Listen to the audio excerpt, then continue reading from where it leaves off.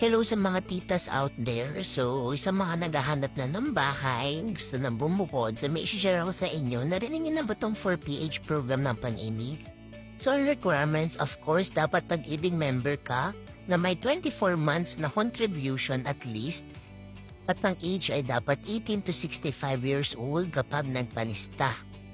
So, yun na nga, let's start. Pumunta sa Pag-ibig website, sa member main page, and then hanapin yung expanded 4PH program, and then i-click mo yung read more, and then, ayun na, i-click mo yung magpalista na, if interested ka. After maklik, ayan, may pagpipilian dyan, NCR, Luzon, Visayas, Mindanao. So, sa NCR, ito yung mga housing na available.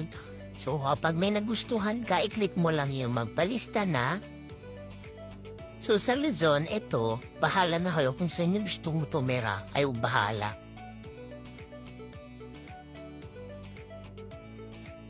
So after mo magpalista, so dito may ito-track yung marireceive mong tracker number.